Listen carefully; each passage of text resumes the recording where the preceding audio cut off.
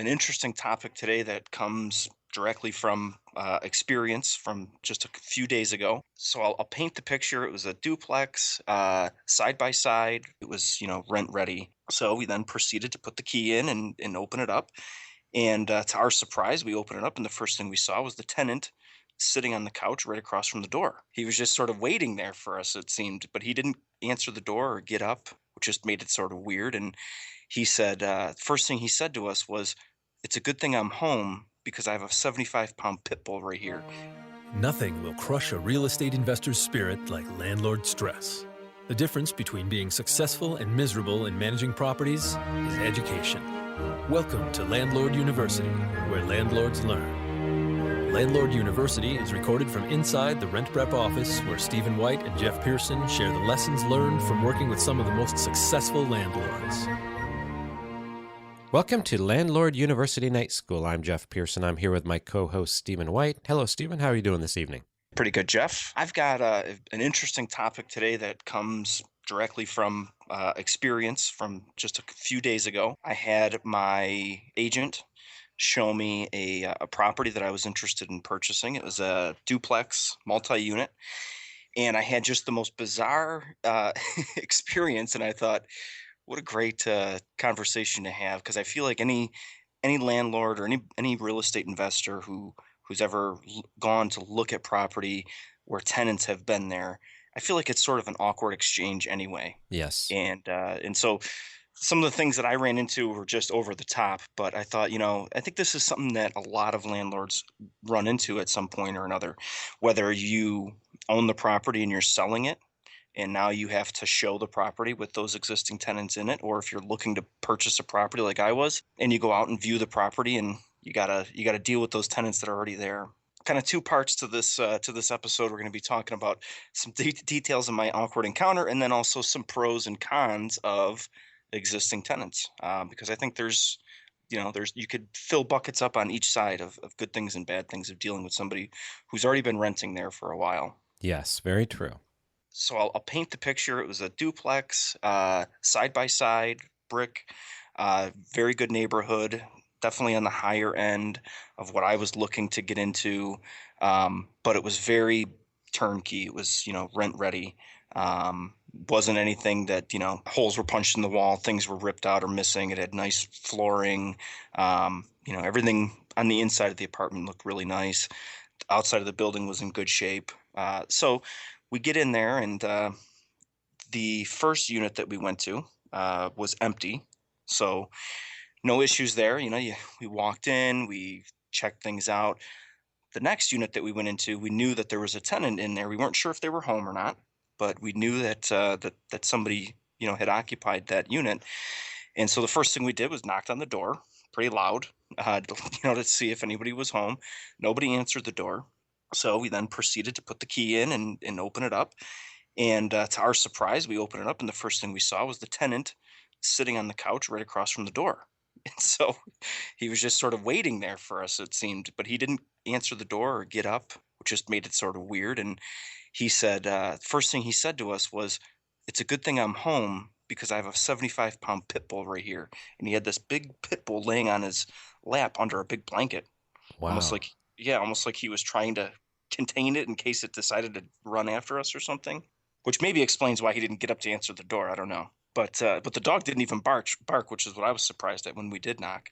So we said, okay, and we came in, and he wasn't really friendly or warm or anything like that. So I wasn't trying to strike up a conversation with him necessarily. And so we kind of made our way out of his area and towards the back rooms after we explained, hey, we're looking at the house. He seemed to be aware that was happening. So he obviously had gotten the notice.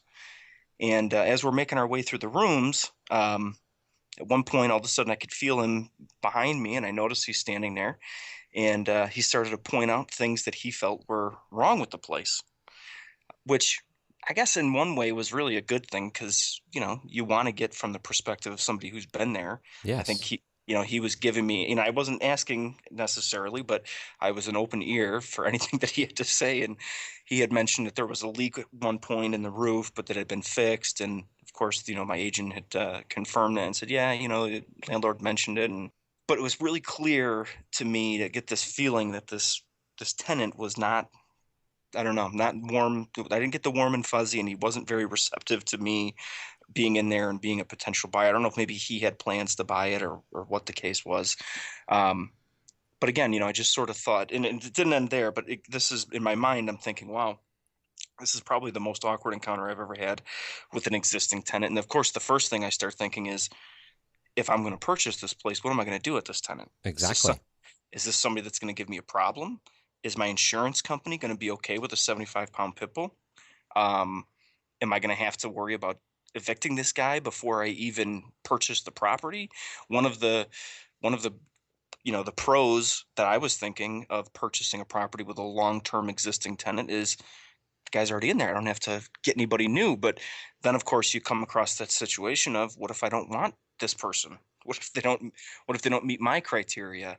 And one of the common horror stories that we hear, um, doing background checks, is a lot of times evictions that happen are people who are evicted that landlord didn't place. They were purchased with the property. They came along with the property, Right.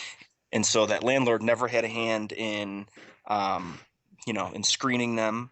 So they may not have been screened properly. And then also, you also run into the case where they just might not get along that great. In this case, I couldn't have been any friendlier, but clearly this guy was not real happy or comfortable with me being there. And I don't know long term how that would play out. If that's something that he would drop, or if that's something that I'm going to always have a problem with.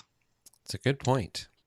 Yeah, so just sort of weird, and sort of the icing on the cake was the way that the driveway was. I was parked in the driveway. It was the only place to park, really, and he needed to get out, and I happened to be in his way, in his spot, and so he made it very clear that he needed to leave, and I was in his way, and I said, "Oh, no problem. I'll move my truck real quick for you." And I get out there, and I'm telling you, I thought he was gonna I had to back out of the driveway. So as I'm backing out, he's pulling right up to the front bumper, like he's in no, you know, no mood to wait for me. And luckily, I had a free lane just to pull out and give him space. And he just burned out of there as quick as you can imagine. I thought, how bizarre, it's so weird that, and again, I don't know where this guy's coming from. For all I know, he may have tried to buy the property and maybe it went through. I know that happens a lot. So, but, yeah, now I'm at the point that I am considering making an offer, and I'll be honest with you, one of the biggest things that I'm considering right now is, how am I going to deal with this tenant? Right. And that's gonna play a big factor in what type of an offer I'm going to make, or if I'm going to make an offer at all. Have you talked with your agent about the possibility of making an offer contingent on that person being out of the property by the time you take ownership? Well, I mean, I don't know what his situation is with his lease. I'm assuming it's month to month because he's been there a while. Um, so I'm sure it can be done. I'm sure we can give him a 30-day notice and do it that way. But then, kind of again, you're in a situation where, if he is upset or if he's angry and he gets that 30-day notice, I don't know what he's going to do to the property at that point. That's obviously a concern too. One conversation I did want to have that I haven't had yet with the existing landlord, is how is his relationship with this guy now? How would he describe him as a tenant? Has he had any issues? Just trying to get some backstory there to see if maybe I misread the guy, or Right. and he turns out he's a great tenant, and maybe he was there for a while with the dog, and the landlord's never had problems. Um, and from when I was in there, it's not like the place stunk like a dog or anything, and it didn't have all the telltale signs of a giant pit bull being there. So, um, you know, things weren't chewed up or scratched up or anything like that. So, he may very well be a good tenant, but again, I feel like it's a risk factor that now needs to be considered. When I first had heard about the place, it was originally painted. The picture was painted to me as sort of this little lady who's been living there for a long time, which is like every landlord's dream. Right. I'm going to have this 20-year tenant, and she's great, and it turns out to be this giant, tattooed kind of biker looking guy with a big pit bull. It's like the exact opposite of what I would imagine.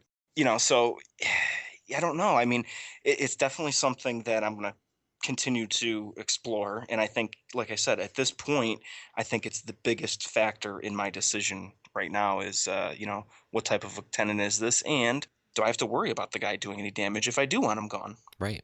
So I think a lot of landlords deal with this when you're looking to buy a property. There's a lot of pros and cons that come along with existing tenants. If you get a good one, and I sort of painted that picture that every landlord dreams of, little old lady, she's been there for 10 years. She's going to be there for 20 more, pays her rent on time. She's great. She's clean. She treats it like her home.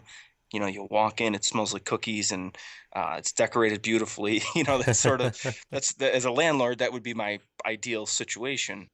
But there's always that chance where, maybe this was a case where the landlord said, I got to get out of it because I can't deal with this guy. That You could know, we, be. we see that a lot of times too. So, I don't want to inherit someone else's problem either. And I've been on both sides of that fence. I at one point had two duplexes on the same street. Hmm. It was actually a court, actually two courts end to end. So you came in and you could turn left to one end of the court or right to the other end of the court, and they were all duplexes. Hmm. And let's see, the first one I bought, there was a lady in one side, actually a family, but I always dealt with her, and she was like a stay-at-home mom. She was great. She had lived through the previous owner and then myself, and she was just there, and she was the eyes and ears of the neighborhood. She knew everything that was going on, Hmm. and she was wonderful. We Hmm. came in and said, the faucets look a little bit dated. Let me change out the faucets in the kitchen and the bathroom. Well, she Hmm. thought that was the greatest thing since sliced bread. It wasn't that Right. difficult for me.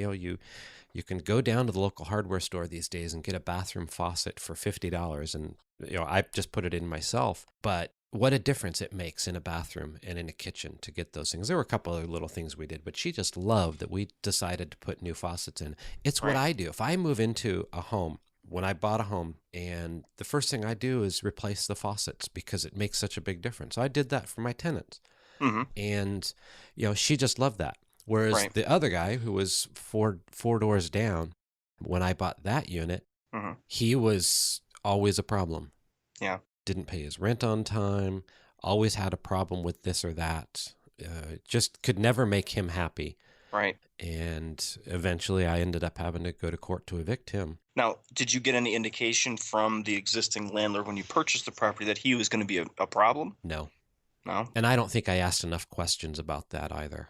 I Right. was kind of like you. I didn't want to buy the other side in both situations. One side was empty and one side had a tenant. Right. And so I didn't want to go in there without any tenants at all. Right. And Right. so, great, there's a tenant. I'll take it. Right. It definitely makes sense to do a little bit of due diligence, talk to Right. the previous landlord, maybe even set up some kind of a conversation with the guy. Hmm. Go in, mea culpa. I'm so sorry. I know that it was kind of awkward. We opened the door, but Right. I'm looking to buy the place. I have made an offer or whatever it is, and say, I just want to be sure that you and I can work together Hmm. with you continuing to stay here, because I love the fact that you're here. I understand you've been a great tenant, but you and I didn't hit it off so well, and I don't want to have a tenant that I can't get along with. We don't have to be pals and buddies, but we need to be able to have a professional relationship, and that certainly wasn't the situation the first time I met you. Right. Is this going to be a problem? Right. Yeah, and I agree with you. That communication is huge. It's the most important part. Yes, Being able to go in there, easy to talk to. We've said it so many times on the podcast, being professional. And I think exactly word for word what you just said is probably the most professional approach you can take. Hey, listen, here's the situation. I'm going to be the landlord, or I put an offer in, or whatever the situation is there, and say, I just want to get an idea of where we stand. I think that's a very, grown up way of dealing with it exactly.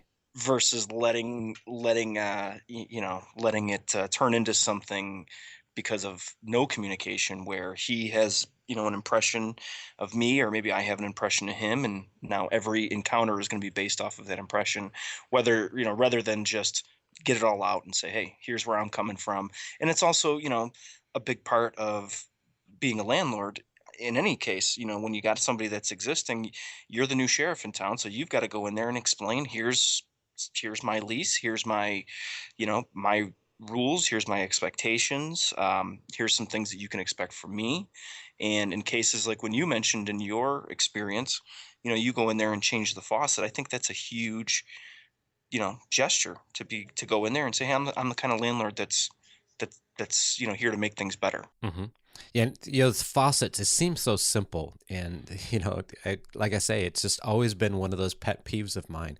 Hmm. When you walk into a bathroom and you got this old faucet and the chrome or whatever finishes on it has been worn away with the green scrubbers that they've used to clean it.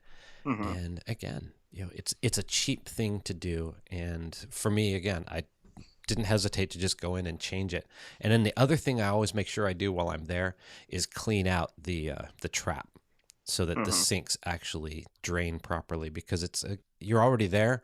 Right. Clean it out and turn it on. Besides the fact that the water comes out nice and it looks good, it actually drains again. Because in most situations in a rental property, if it's already an existing rental property, most of those drains aren't draining properly. And all you have to do is take that gunk out of the trap, and what a difference it makes. Right. And Right. it makes it, like you said, it makes the tenant feel pretty good about the fact that here's this landlord coming in and fixing stuff. And then the other Right. thing that I did do with both my tenants was talk to them about, what problems did they have, what things around here need to be fixed, Hmm. and then what would you like fixed or changed if you could. Yeah. And wherever possible, I tried to at least get one of those wants, all of the needs, but at least one of the wants.